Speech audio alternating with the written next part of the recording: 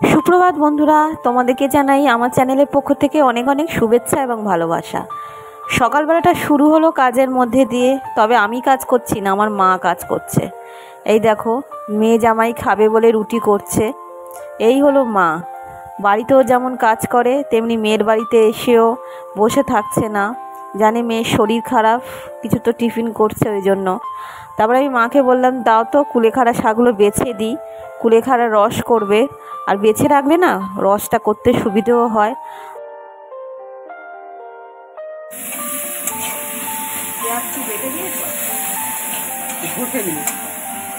আলু আর মাছের ঝোল হবে, টমেটো, অল্প পেঁয়াজ দেওয়া হয়েছে, সামান্য আর ভালো মতো হবে, কম, একদম সামান্য তেলে। অনেক তরকারি আছে, কালকে তার তরকারি আছে দুরকম। ডালটা একটু নুন দিতে হবে না? ওটা কি ফোড়ন দেবে নাকি? দেবে না, এমনি নুন দিয়ে গরম করে দেবে। এই একটা মাছের ঝোল হলে হয়ে যাবে, তরকারি আছে। আর এখানে আমি কুলেখাড়া কাটছি। কুলেখাড়া সেদ্ধ করার পর যে পাতাটা থাকে সেটাও ফেলে না, সেটা ওই সেদ্ধ দিয়ে দেয়, মাঝে মাঝে তরকারিতেও দিয়ে দেয়। তারপরে দেখো, 2টো প্রায় বাজতে চললো, আমি খেতে বসেছি। খেতে তো হবে তাড়াতাড়ি, কারণ ওষুধ চলছে তো। আমার খাওয়া হয়ে গেলে বাঘাকে মাখিয়ে দেবো, তাই জন্য তাড়াতাড়ি করে খাচ্ছি। আজকের অনেকগুলো পদ হয়েছে। এখন খাচ্ছি ডাল দিয়ে, পটল দিয়ে একটা সেদ্ধ করেছে সেটা খাচ্ছি। তারপরে কালকেকার একটু বাঁধাকপির তরকারি পড়ে আছে, সেটাও খেতে হবে। ফেলনা কোনো কিছুই নয়, বা আমার বরকে বেশিরভাগটা দিয়ে দেবো, আমি একটু অল্প খাবো। আর তখন দেখালাম নে, পেঁয়াজ ফোড়ন দিয়ে সামান্য তেল দিয়ে একটু মাছের আলু দিয়ে একটুখানি ঝোল করেছে, সেটা খাবো। তো একটুখানি মুখটা স্বাদ না বদলালে হয় না। আর এটা হচ্ছে জানো তো একদম সেদ্ধ, বরবটি পটল দিয়ে মুসুর ডাল সেদ্ধ। তারপরে বন্ধুরা সন্ধেবেলা চলে এসেছি। এখন সন্ধে ঠিক বলা যাবে না, রাত্রেবেলা। আজকে সুমনার জন্মদিন, ওরা নেমন্তন্ন করেছে, জানতাম না জানো তো, অনেক রাত। এই আমার বর এই কিছুক্ষণ আগে বলেছে যে ওর মা এসে নেমন্তন্ন করে গেছে। কোচিংয়ে, স্কুলে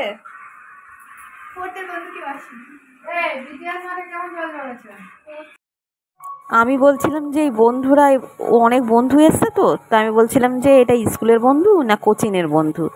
ও বললো স্কুলের সবাই পড়ে, সব বাচ্চারা বসে আছে। এই ঘরটা হচ্ছে শ্যামলদাদের ঘর, আর ওরা হচ্ছে ভাড়া থাকে ওই দিকটা। তো সবাই মিলে বেশ আনন্দ করছে, বন্ধুরা গল্প করছে।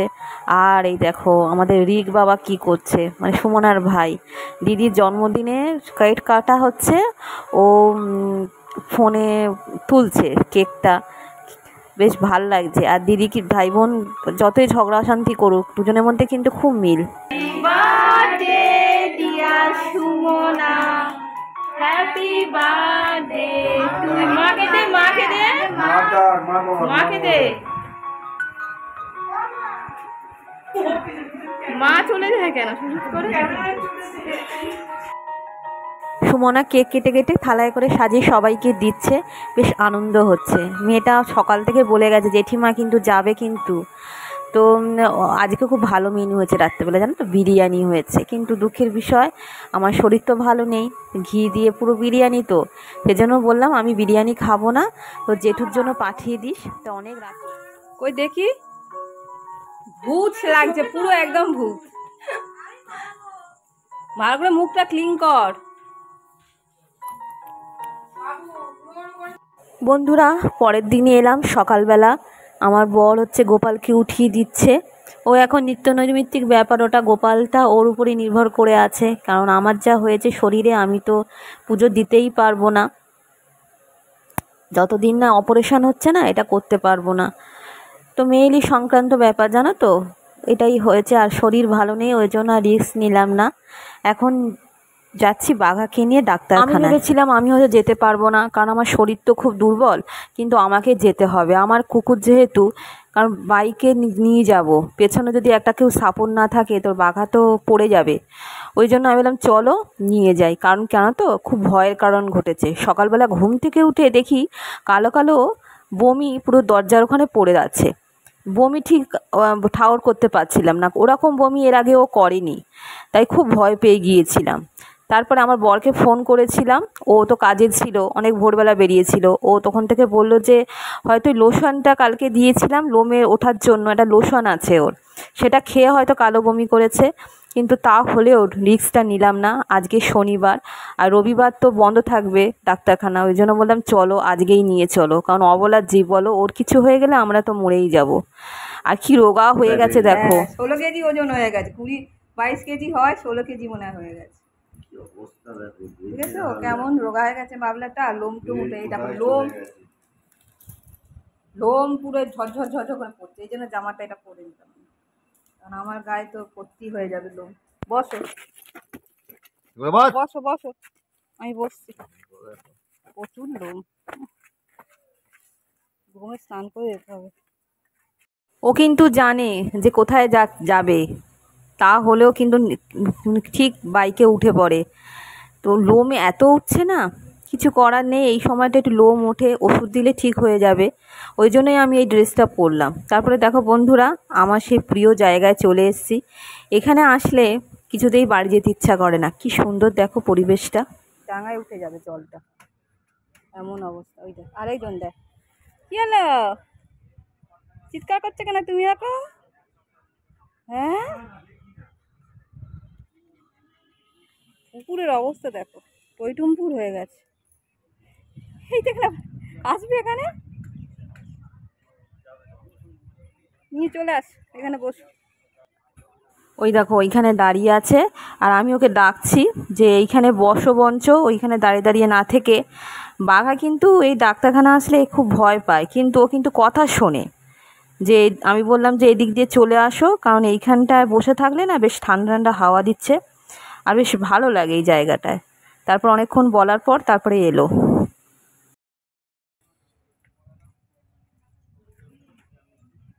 এই সাইড দিয়ে চলে আসতে পারতো তো, নোংরা এখানে দেখছো না, এইখান দিয়ে এলাম তো। ওইখানে নোংরা যাবে, চল এদিকে এদিকে এদিকে আয়, এদিকে তুই ভয় পাচ্ছিস কেন তুই?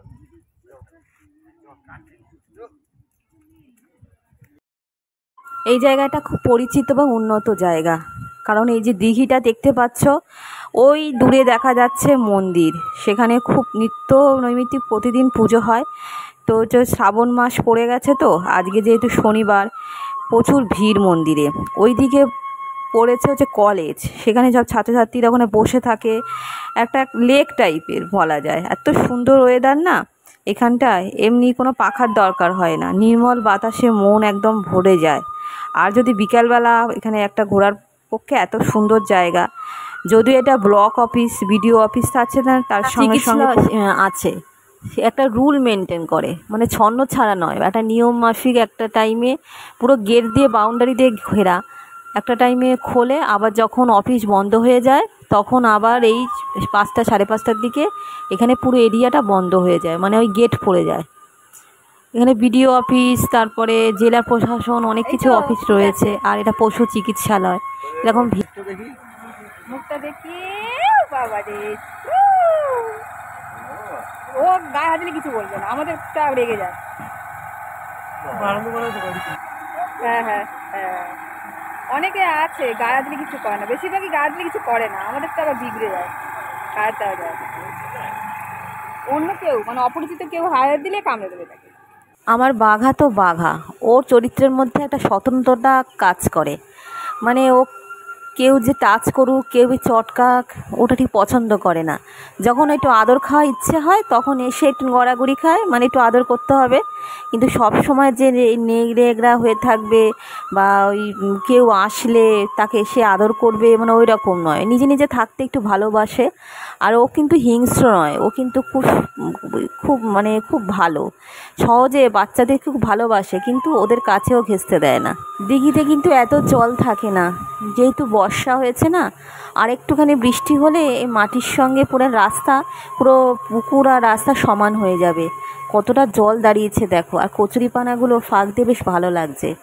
এই যে ঝুড়ি সহ এই যে ভদ্রমহিলাটাকে দেখছেন, উনি এসে কথা বলছিলেন বাঘা সম্পর্কে, বললো তো আদর করবো, আমি বললাম না খবরদার নয়, ওটি পছন্দ করে না, বিশেষত ওনার মেয়ে জিজ্ঞেস করছিল ও খুব রাগী না, গায়ে হাত দিলে খুব রেগে যায় না, আমি হ্যাঁ। তো উনি এই 6-7টা বিড়াল বাচ্চা এনেছেন। তা ওই বলছিল যে কারা সব দিয়ে গেছে, কিন্তু আমি ফেলতে পারি না, ওদের কী সব রোগ হচ্ছে। ওর মারও হয়েছিল, আমি এখান থেকে নিয়ে গেছিলাম ওষুধ কিনে। তারপর এদেরও হচ্ছে, একটা বিড়াল মারা গেছে। এদের ঝুড়িতেই টোকরাতে রয়েছে 6-7টা বিড়াল রয়েছে, বিড়াল বাচ্চা। কত যে বিড়াল আসে। তারপরে দেখো চলে এলাম, মা একটুখানি পোস্ট অফিসে একটা কাজ ছিল, গেছিলো, সে অবস্থায় আর বাড়ি যায়নি। এই দেখো রান্না করছে, কচু আর আলু সেদ্ধ হয়েছে, কচুমুখী সেদ্ধ হচ্ছে না। এখনকার কচুগুলো এরকমই হয়। কচুমুখী আলু দিয়ে একটা দম করেছে। আজকে যেহেতু শনিবার, নিরামিষ খাবো। আর দেখো তারপরে এসে এখানটা দেখছি, অনেক দিন থেকেই লক্ষ্য করছি জায়গাটা এত অপরিষ্কার হয়ে আছে, সেরমভাবে তো কিছু করতে পারছি না শরীরের জন্য। তারপর ভাবলাম যে চাকে স্নান করবো, তো এখানে একটু মুছে নিই, আর জায়গাটা একটু অগোছালো হয়ে গেছে, একটু ঠিকঠাক করে রাখি। এই উপরের এই যে বয়েনগুলো আছে তাও ঠিক করে রাখা যায়। এই যে তলার দিকে ড্রাম, তারপরে এই দেখো আলু রাখার জায়গাটা, এই জায়গাটার একটা ব্যবস্থা করতে হবে। এখানটা একটা তাক বা একটা সেলফ থাকলে এইগুলো একটুখানি উপরে দেওয়া যেত, কারণ এই যখন ঘর ঝাড় দিই বা ঘর মুছি না, এগুলো টেনে টেনে সব সরাতে একদম ভালো লাগে না, আর নোংরাও হয় মাটিতে থাকলে।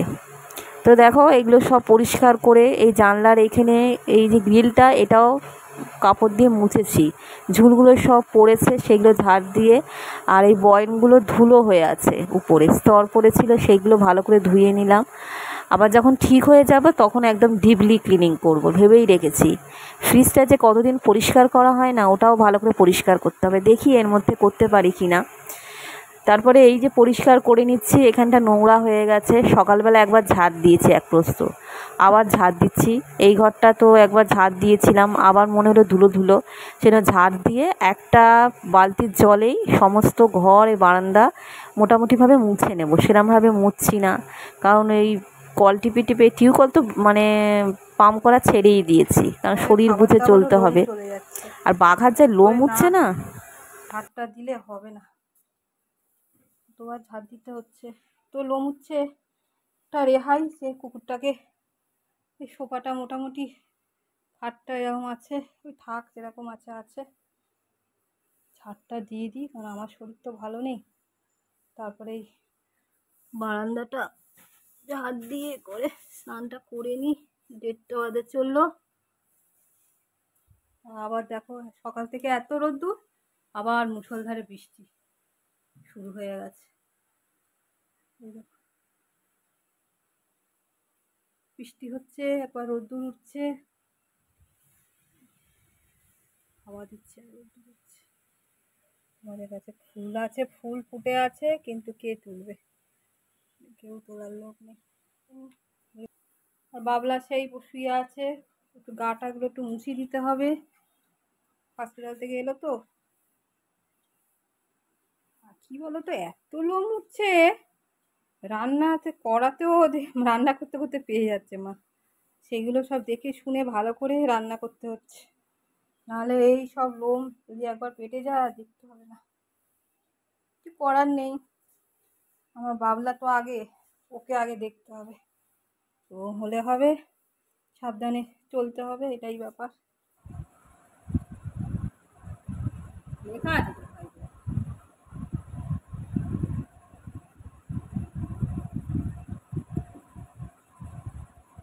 এটা 5 ml, এইখানে লেখা আছে 10 ml এর তলায় 5 ml লেখা। ডাক্তারবাবু আজকেই 2টো ওষুধ খাওয়াতে বলেছিল, ট্যাবলেটটা ও খাই দিয়ে গিয়েছিল, আর আমাকে বললো যে সিরাপটা দিয়ে দাও, যে এই জন্য সিরাপটা দিয়ে দিলাম। এটা লিভারেরই ডাক্তারবাবু দিয়েছে। আর তারপরে দেখো বাগাকে খেতে দিয়েছি, খেতে দিয়ে এবার আমি খেতে বসেছি। আজকে রান্না হচ্ছে আলু হচ্ছে সেদ্ধ, পটল সেদ্ধ, নিরামিষ।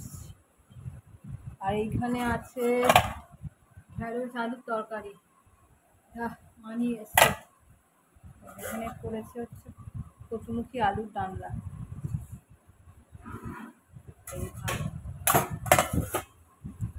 আলু হচ্ছে সেদ্ধটা বেশ ভালোই লাগে।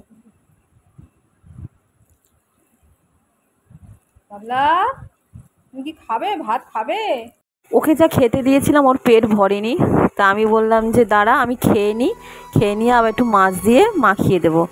দেখো বিকেলবেলা এটা খুব খিদে পেয়েছিল, তো আমি বললাম তুই হেলথ ড্রিঙ্কস দেবো, বললো করো তাহলে। ওকে একটু এনসিও গুলে দিলাম, কারণ ওরও তো খাওয়া দরকার। আমি একটা হোম্যান প্লাস হরলিক্স গুলে নিলাম। আমারটা একদম খেতে ভালো হয়নি, কেন বলো তো, যে পরিমাণ অনুযায়ী জলটা বেশি হয়ে গিয়েছিল, একদম খেতে ভালো লাগেনি। তারপরে আবার মা যখন এলো, রাত্রি 8টার সময় এসেছিলো, তখন আবার বললাম যে তুমি চা বঞ্চ করো। চা আর এই মুড়ি, চা দিয়ে মুড়ি এখন বেশিরভাগ সময় খাই।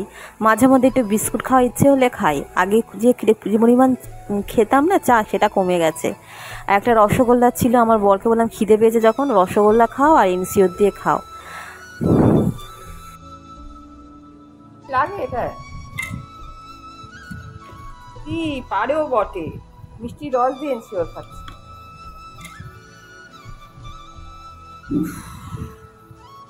মুড়ি দিয়ে খেতে হবে এই এটা ওম্যান প্লাসটা।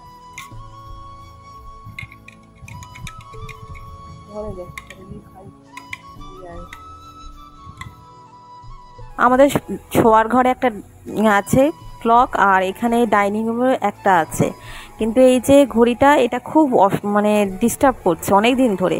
তো ঘড়িটা ঠিক করছে আমার বর, সমস্ত কিছু খুলে পার্টসগুলো।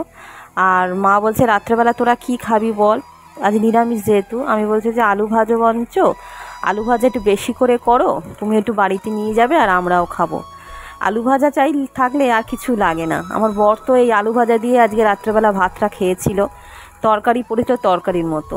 তারপরে আলু ভাজা টাজা করে এবার মা এখন তো এরকম রাত্রেবেলা ওই তখন 10টা বাজেনি, 9:45 হবে, বাড়ি চলে যাচ্ছে। অন্ধকার তো, বাবা এসছিল, ওইখানটা বড্ড অন্ধকার। এখানটা করবে আর গন্ধ বেরোবে ছাগলটা।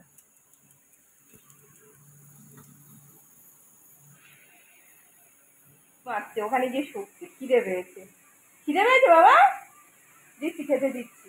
ও বাবা যে দিদা মাংস করে গেছে তোমার জন্য, তোমাকে মাংস দেবো। এই তো মা গেল, কাল সকালবেলা থেকে কচুরমুখী আলু তরকারি করেছিল, আর আজকে এখন বললো ডাল করবে। আমি তো রাত্রেবেলা ডাল খাবো না, অ্যাসিডিটি হয়, ওই জন্য ডাল খাবো না। আর করলো আলু ভাজা করবো, আর তরকারি আছে, আলু ভাজা করবো, ওই দিয়ে হয়ে যাবে রাত্রেবেলা।